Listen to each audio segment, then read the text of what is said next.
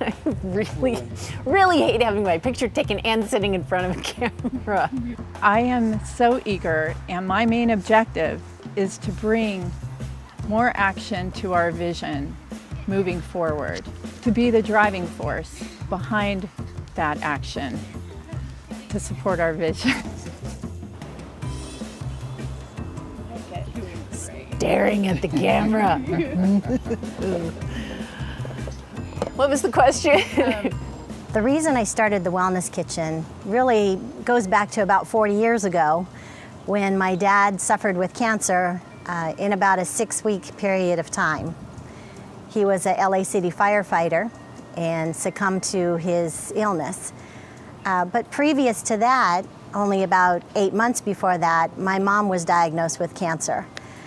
Fortunately, she survived that bout of cancer, had since then lost her second husband, her father, a sister, her mother and sister to diabetes complications, and at 65, Mom was diagnosed with cancer again. So instead of traditional treatment, she decided to make a whole lot of other changes in her world, nutrition being one of those. I'm happy to say that now she is 84 years old this last month, and she is thriving with life. Food at the Wellness Kitchen is kind of like a phoenix where it kind of helps people rise above the ashes of cancer. Food, I think, is something that brings people together in many ways. Food is great for celebration. Food, unfortunately, is around when people are celebrating end of life. Food is the thing, I think, that brings folks together when there's conflict. You know, you're having an argument, well, you want to grab something to eat. The Wellness Kitchen brings people together with food. So I wanted to start something so that I could help others learn these tools that they can take their health into their own hands as well and thrive. It's fun to go into the kitchen and see such a diverse group of people. We have retired folks, we have younger folks, we have people who have a couple of hours that come in and chop vegetables and tell stories and just have a great time. It's a warm and welcoming environment for people like myself who currently or who have previously worked in a professional kitchen to come together with folks that have basically burnt water with their cooking abilities, and everyone comes together, works together to make amazing food for folks in the community who have different needs. The mission of the Wellness Kitchen is to provide meals and broths to those in critical need, along with providing education and nourishing meals to those that are wanting to obtain and sustain optimal health. I'm a believer, and the fact that the Wellness Kitchen is helping people heal is awesome.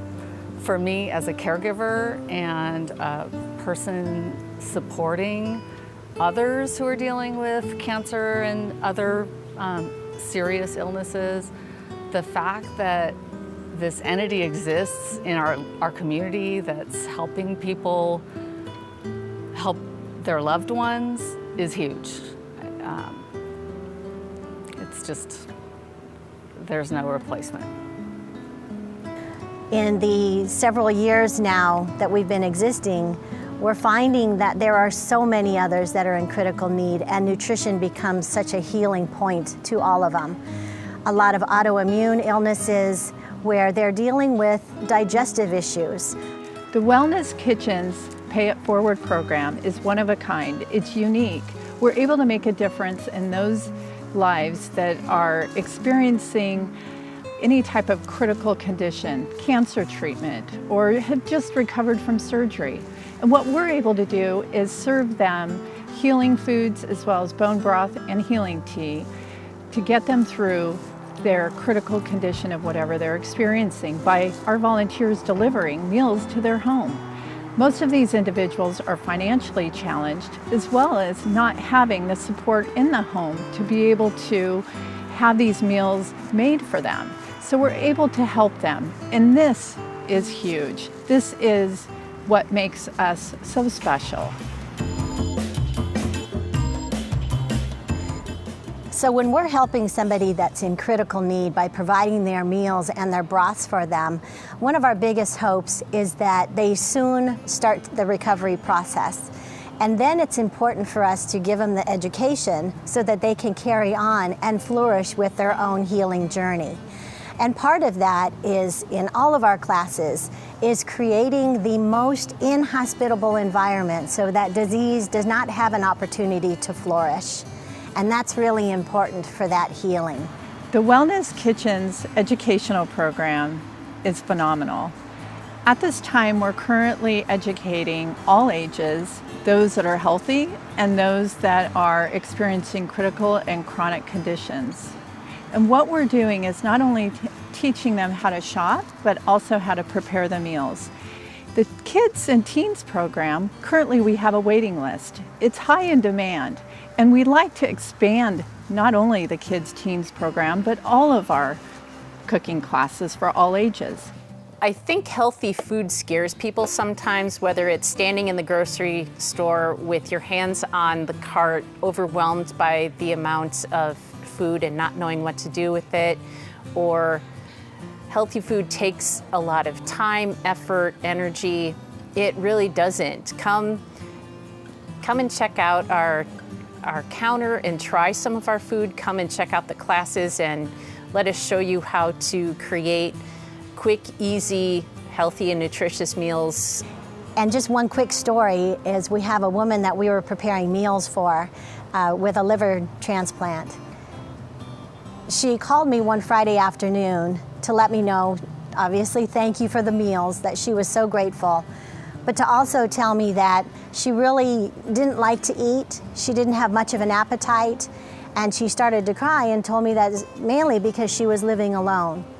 And she said, but when I sit down at the table and I open one of the Wellness Kitchen's meals, she feels like all the volunteers are sitting around her at her table.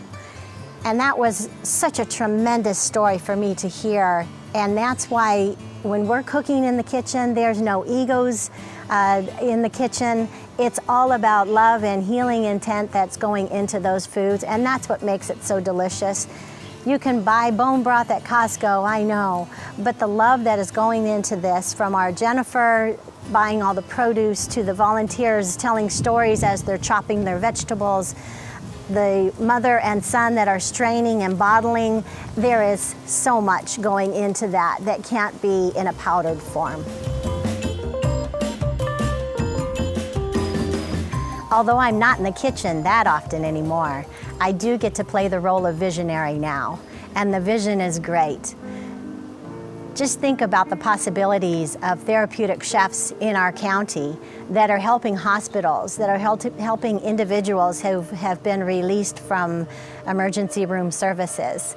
A diabetes program that people can come in and learn what they're supposed to cook. Not necessarily their meals prepared for them, but they can actually be in there and cook their own meals so that they know what their choices are supposed to be. The education needs to expand. The kitchen needs to be bigger so that we can bring in more volunteers. You know that we have 30 to 50 volunteers a week that are doing the job at the Wellness Kitchen. You don't, heaven forbid, have to have an illness to take advantage of the amazing food that we have at the Wellness Kitchen. I think it's really just a place to come and see what healthy food is all about and kind of dip your toes in the water, so to speak, of what is available to people, whether you want to stop by and grab something quick on your way home, if you want to introduce someone who you know or yourself who isn't feeling well, come and check out our food, check out our classes, come and volunteer. It's time well spent within the community. You'll have a great time. You'll get to come and laugh with me at the counter and a bunch of other folks. Just come and check it out. No matter what, there's always more good that can be done. We feel great about all that has been done and really so appreciate everything that has been done by our volunteers who work in the kitchen, by the people who are on a planned giving program where they donate anywhere from $20 a month, $50 a month, $100 a month, whatever they can afford to keep us going. KSBY reporter Asia Gore joins us live in studio with more on the fire that forced the Wellness Kitchen out of its location. Asia? Well, Kathy, that's right. The fire broke out Sunday in a building that Wellness Kitchen shares with a bank. Kitchen staff are now working out a way to continue feeding clients as crews work to repair the smoke and water damage. Not only delaying meals for those in need, both medically and financially, but stopping the kitchen's education programs for children. For Amor, the closure means a loss of ready-made healthy meals and her network of support. They welcome me, they hug me, they pray for me. It feels like an extended family. We just recently located a temporary off-site commercial kitchen location for us to continue providing our healthy meals to those in need in the community, starting effective the first week of December. It's the generosity of Atascadero Bible Church that's helping us out for an interim period of 3 months. We appreciate yourselves as well as the Atascadero Bible Church in supporting us through this minor setback that we're experiencing. We will continue to grow and expand and support our vision on behalf of the Wellness Kitchen. Thank you so much. The Wellness Kitchen is a tremendous place. The compassion from the volunteers and from the staff, from our board of directors, and especially from our community. I just want to thank you so much for all you have done for us, believed in us, supported us, and see your loved ones who are surviving and thriving. Thank you for letting us be part of your life. How's that? Okay.